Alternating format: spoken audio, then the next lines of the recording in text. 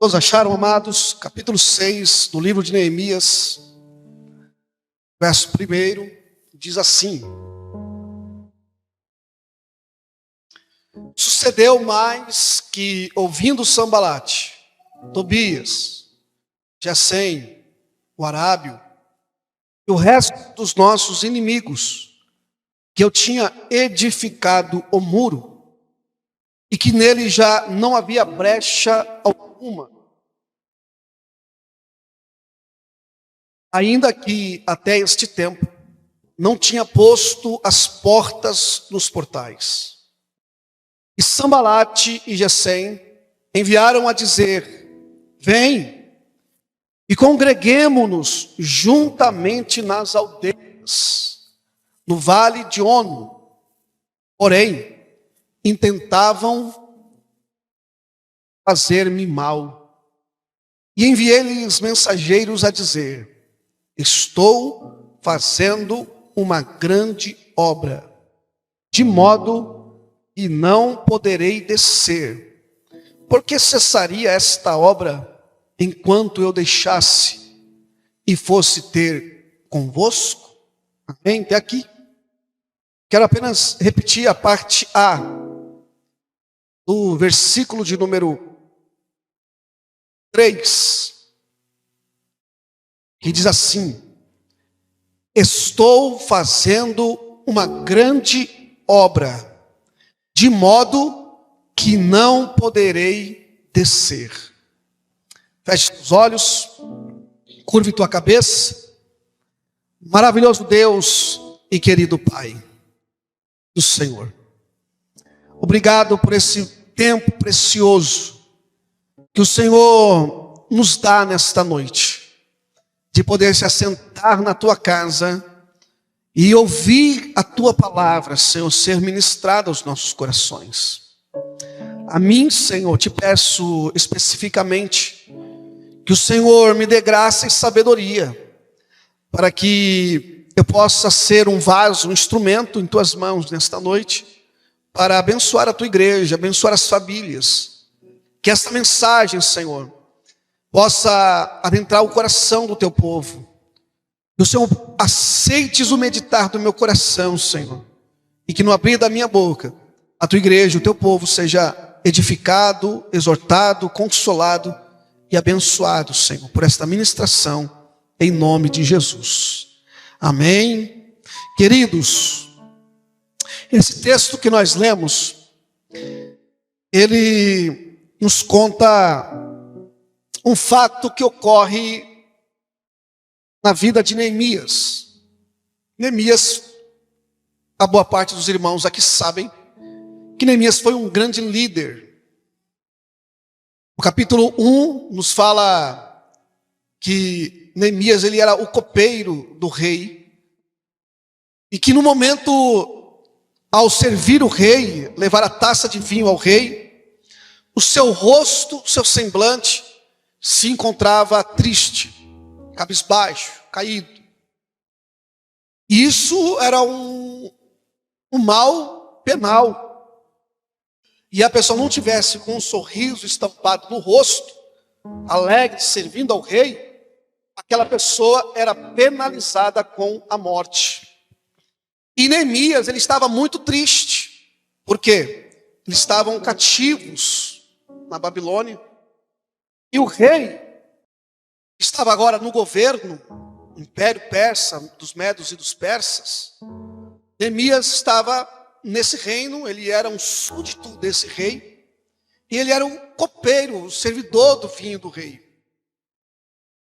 E nesse momento, quando alguém havia voltado de Jerusalém, que tinha sido destruída pela Babilônia, o povo ficou numa miséria total. O templo foi destruído, os muros foram destruídos, as casas, muitas pessoas morreram. E quando alguém retorna de lá, de Jerusalém, seu irmão, e passa toda a notícia de como se encontrava o povo de Judá, lá em Jerusalém, Neemias ficou triste. Neemias chorou, Neemias orou, e quando ele estava diante do rei, o rei pergunta por que estava triste o rosto de Neemias. Neemias congelou na hora, temeu diante daquelas palavras do rei, mas ele estava em oração, era um homem de oração, e Neemias disse ao rei por que ele estaria feliz diante da tragédia que a sua nação estava vivendo. E ali todos sabemos que o rei permitiu que Neemias fosse à sua terra natal e ali reedificasse aquela cidade, na verdade, os muros daquela cidade. Neemias retornou para Jerusalém, foi para Jerusalém, uma comitiva, com dinheiro do governo da época do rei, com cartas de autorização para passar em locais a qual ele deveria provar que ele era um súdito do rei e que ele tinha permissão de passar por aqueles lugares. Ele vem a Jerusalém e ele faz uma inspeção, todos nós sabemos dessa história, e ele passa agora a reconstruir os muros de Jerusalém. Essa obra de Jerusalém, esse muro reconstruído, foi um feito extraordinário por meio de Neemias. Diante da tragédia que o povo havia sofrido com o rei da Babilônia e seu exército, quem olhasse para Jerusalém, quem olhasse para os muros de Jerusalém, para o templo que foi destruído, olharia e diria: isso aqui não tem solução. Essa tragédia não há como mudar a história e o aspecto dessa cidade e desse povo. Mas Neemias, como um líder, como um homem de oração determinado a retornar ao seu povo e reconstruir os muros de Jerusalém, Neemias toma uma atitude, uma posição diante daquele povo. Ele chama o povo, as famílias, os sacerdotes, as pessoas, e começa a repartir as tarefas dessa reconstrução. E a Bíblia diz no capítulo 4, versículo 1, que ouvindo Sambalate e Tobias e aqueles homens que com eles estavam, eles ficaram irados, porque souberam que alguém estava buscando o bem de Jerusalém. Eles ficaram irados e ficaram indignados com Neemias e com a reconstrução do muro. E esses homens, Tobias e Sambalate, principalmente Sambalate, estavam liderando toda essa empreitada contra Neemias, começa a criar situações contra Neemias, para que Neemias não inicie a obra da reconstrução do muro. Porque eu queria chamar a atenção de vocês em relação ao muro. O muro, nós sabemos, ele não é apenas uma obra apenas para estar ali de enfeite. Qualquer aspecto, até hoje para nós, o muro, para que serve o muro? Para proteção, demarcar limites e principalmente para a proteção. Casa e naquela época para a proteção da cidade de Jerusalém. E para os inimigos ao redor reconstruir Jerusalém, eles era uma situação ruim, difícil, porque na cabeça deles, como Jerusalém, a nação de Israel, o povo de Deus, era um povo forte, um povo abençoado, então eles ficaram indignados, eles não queriam a reconstrução de Jerusalém. Tobias e Sambalate se colocaram, se posicionaram para parar a obra, não, nem começar a obra. Mas como a obra se iniciou, eles fizeram de tudo para que a obra parasse. Quando nós chegamos aqui no capítulo 6, Tobias e Sambalate criam uma artimanha contra Neemias. Tobias e Sambalate viram que as outras ações que eles fizeram para que o muro não fosse iniciado a sua construção, agora eles começam a usar profetas falsos para que desanimasse o povo, para que não reconstruísse. E como esses feitos de Tobias e Sambalate estavam sendo frustrados, porque aquela obra era uma obra grandiosa, era uma obra de Deus, e foi um feito milagroso para a época, diante das circunstâncias, um feito muito grande, porque eles reconstruíram com muita dificuldade os muros em 52 dias. Em 52 dias, Neemias, com o povo que com ele estavam, reconstruíram os muros de Jerusalém. E aqui o que acontece? Enquanto a construção está em andamento, uma das coisas que o texto nos mostra é que as brechas haviam sido tapadas.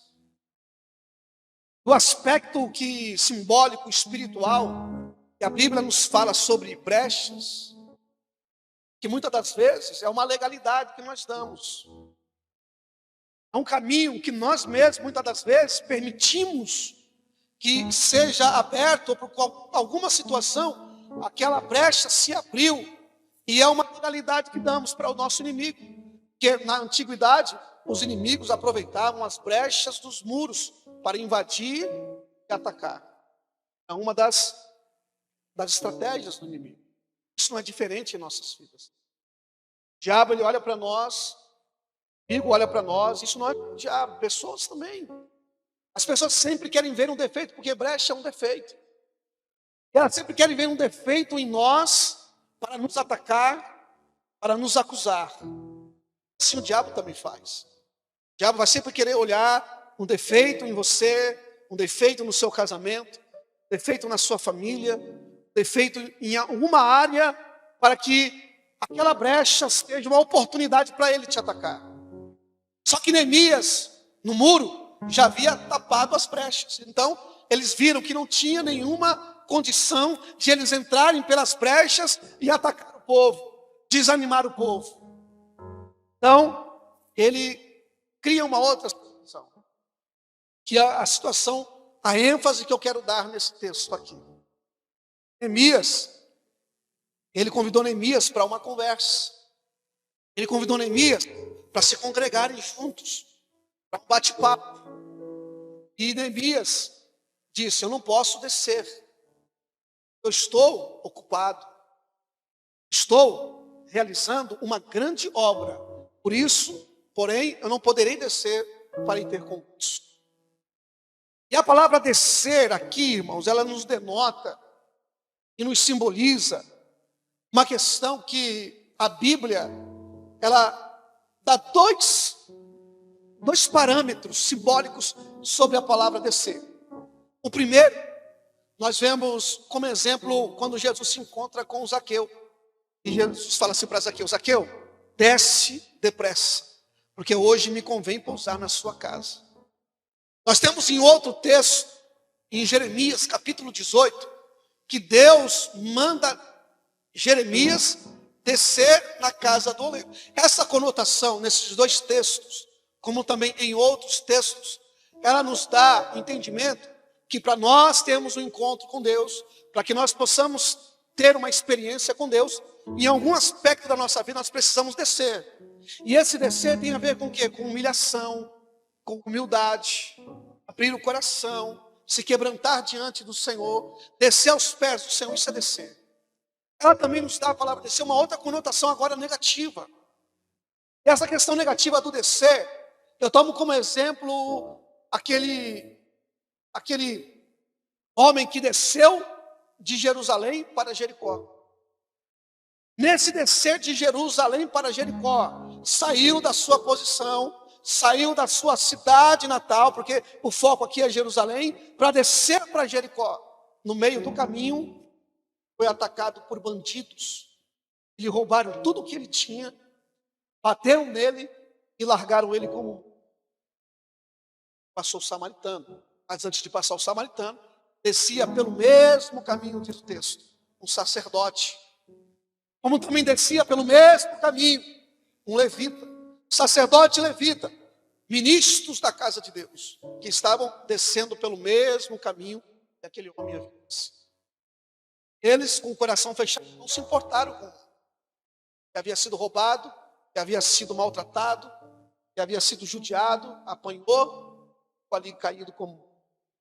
A palavra descer conota, Neemias entende, que esse descer, junto a Tobias e Sambalate, era um laço para a vida. Aprenda uma coisa comigo aqui nesta noite. Digo não, com a palavra de Deus.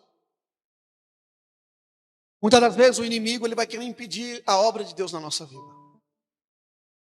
E uma grande obra está sendo realizada na sua vida. Uma grande obra está sendo realizada na sua casa. Uma grande obra está sendo realizada no seu casamento.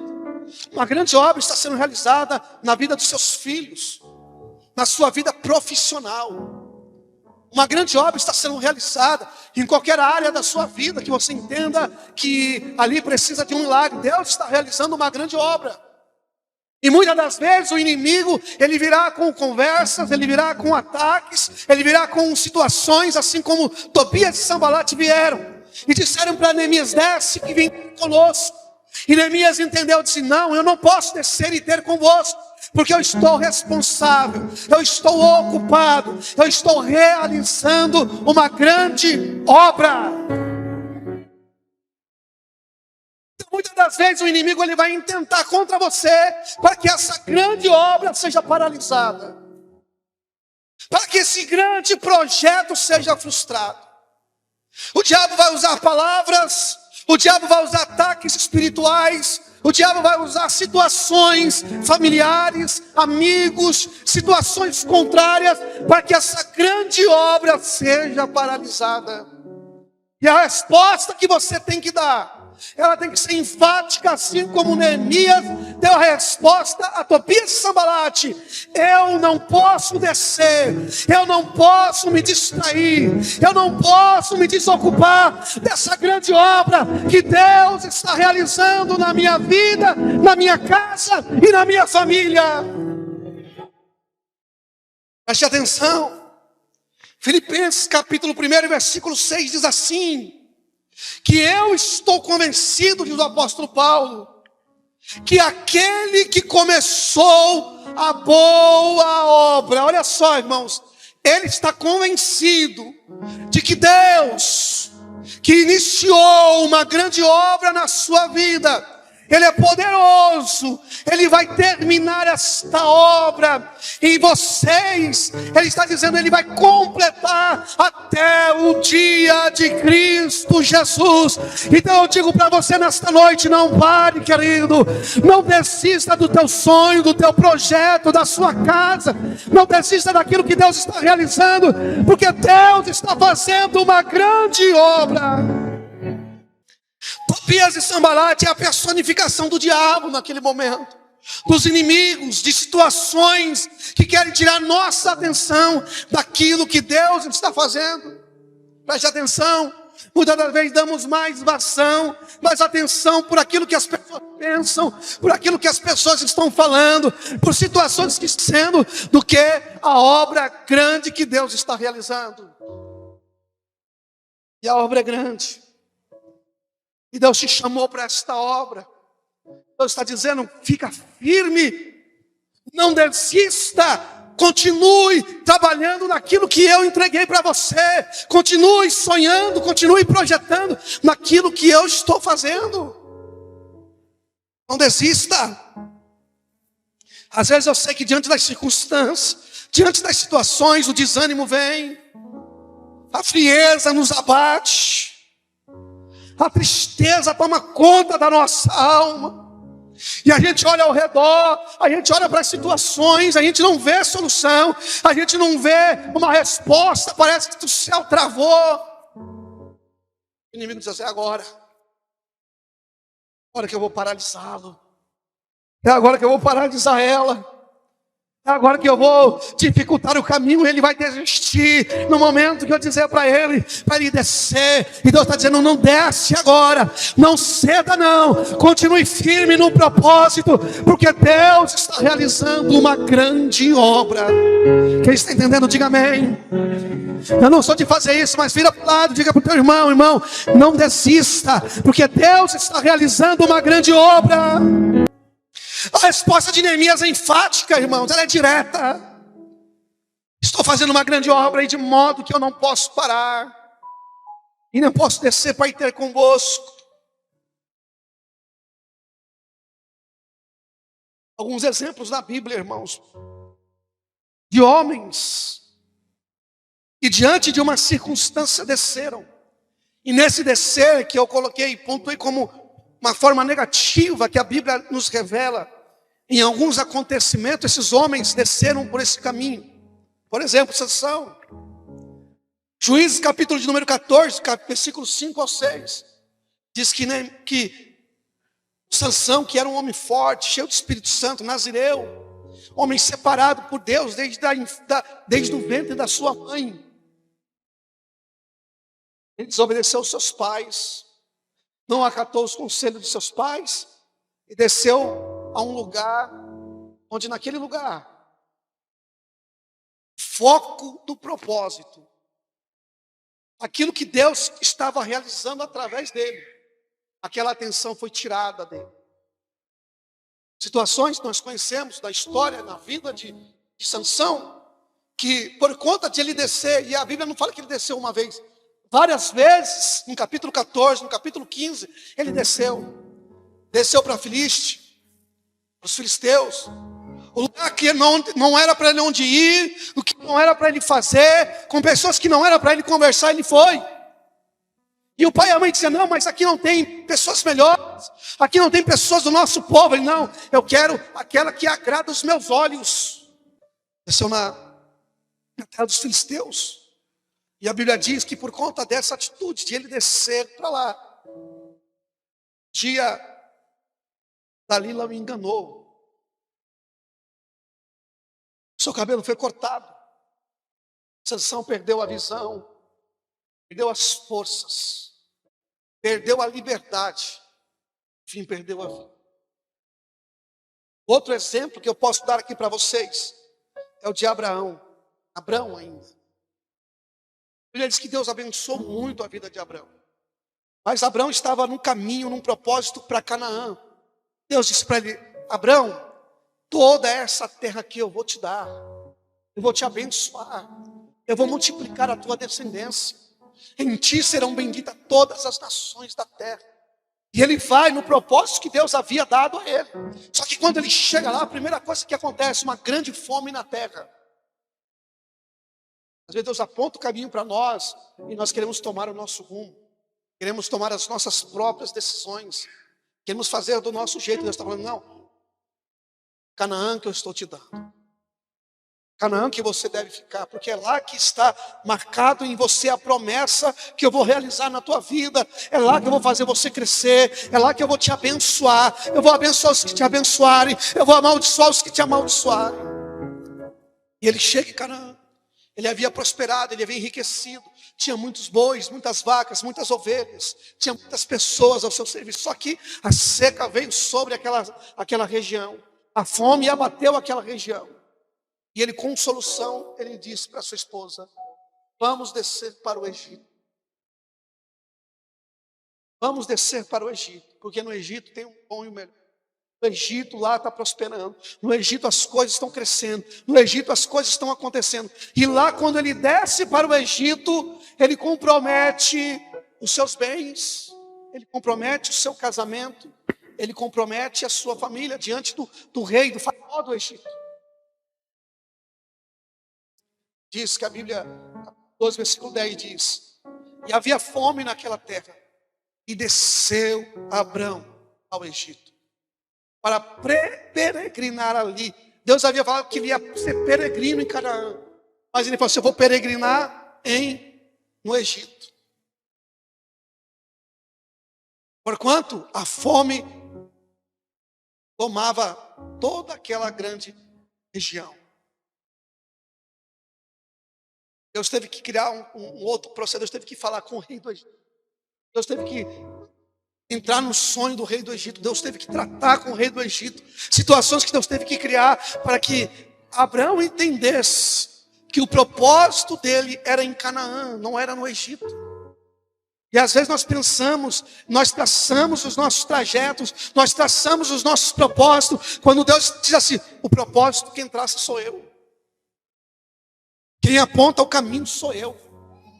Quem dá a ordem sou eu. Só podemos fazer algo quando Deus determinar, quando Deus falar, quando Deus dizer que sim, quando Deus dizer que não, quando Deus dizer agora, quando Deus dizer não é agora. É pela palavra de Deus que nós temos que tomar as nossas decisões.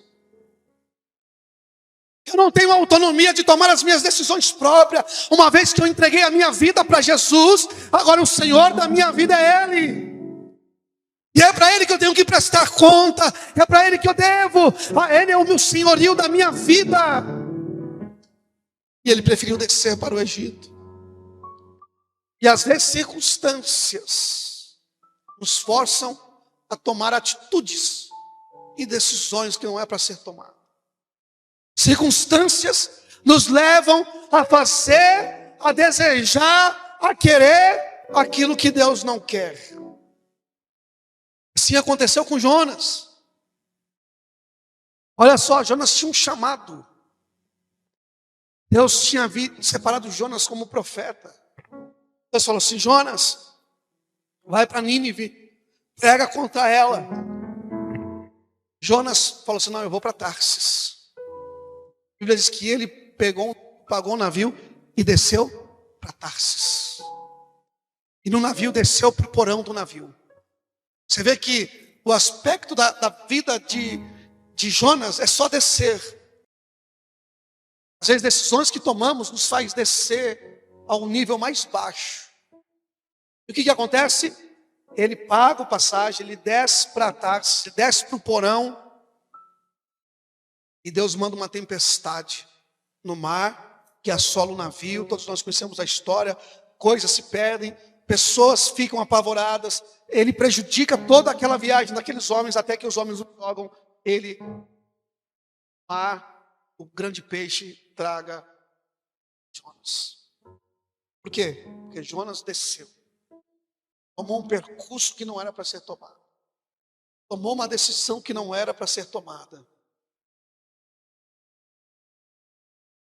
Eu agora quero dizer de uma pessoa que também foi chamada a descer. Ela foi tentada diante de uma situação que disseram para ela: desce, mas ele não desceu. Jesus também foi tentado a descer. O propósito de Jesus era a cruz. O propósito de Jesus foi que ele tinha que morrer na cruz. E a Bíblia diz que ali, ao redor dele, havia soldados, havia os líderes de Israel, os fariseus, os saduceus, havia os sacerdotes, que diziam para ele assim: desce. Se tu és o Filho de Deus, desce. Se tu és o Cristo, desce. A Bíblia não diz. Vou falar que eu vou parafrasear aqui agora. Mas eu entendo que seria como também uma resposta para aquele que disse: não posso descer, porque eu estou realizando uma grande obra. Eu não posso descer, porque uma grande obra está sendo realizada aqui na cruz. Se Jesus descesse da cruz, nós não estaríamos aqui hoje. Mas Ele não desceu por causa de você, por causa de nós, por causa desta igreja, por causa de pessoas, de vidas. Ele não desceu porque Ele estava realizando uma grande obra. E essa obra que Ele está realizando em nossas vidas hoje, Ele está dizendo: não ceda, não desça, porque esta obra precisa se completar na sua vida. Todas as situações e circunstâncias conspiraram para que Jesus não fosse para a cruz, para que Jesus não fosse morto na cruz. E olha que interessante, irmãos, até a família de Jesus, até a família, Jesus estava pregando, os irmãos de Jesus vieram e disseram: ele está louco, vamos levar ele embora porque ele está doido. A família de Jesus não entendia o ministério de Jesus, não entendia quem era Jesus. Os seus próprios irmãos quiseram levar a ele, dizendo que ele estava fora de si. E tem situações na nossa vida que, por conta da obra que Deus está fazendo, familiares vão dizer: ele está fora de si, ela está doida. Que negócio é esse? Mas o caminho que Jesus queria e que Jesus havia tomado era o caminho da cruz. Porque uma grande obra estava sendo realizada. Uma grande obra estava sendo feita. É isso que Deus chama a sua atenção nesta noite. Uma grande obra está sendo realizada.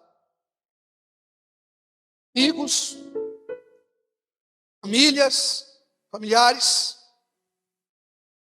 pessoas em qualquer circunstância, em qualquer situação, vão nos dizer muitas das vezes que nós estamos doidos.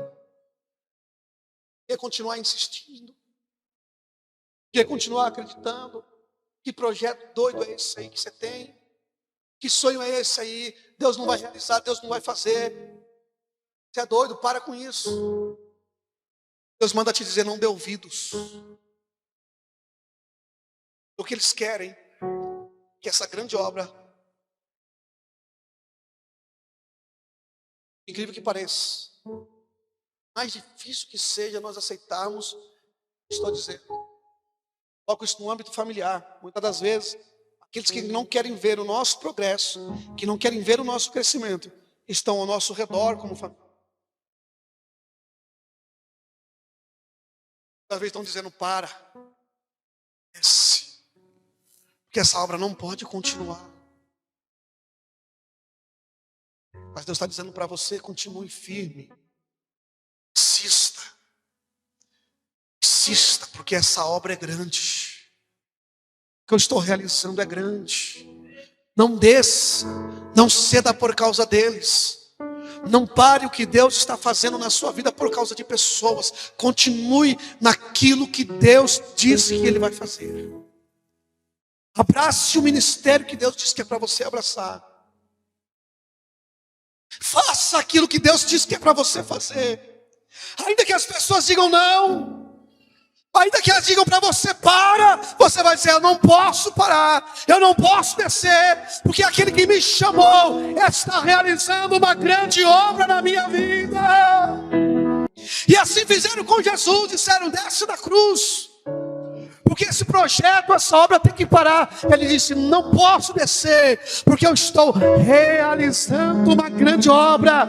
E Deus está dizendo: eu estou realizando, eu estou fazendo. Por isso não pare, não desista, não perca a sua fé, continue, porque a grande obra terá um resultado grande. Aleluia.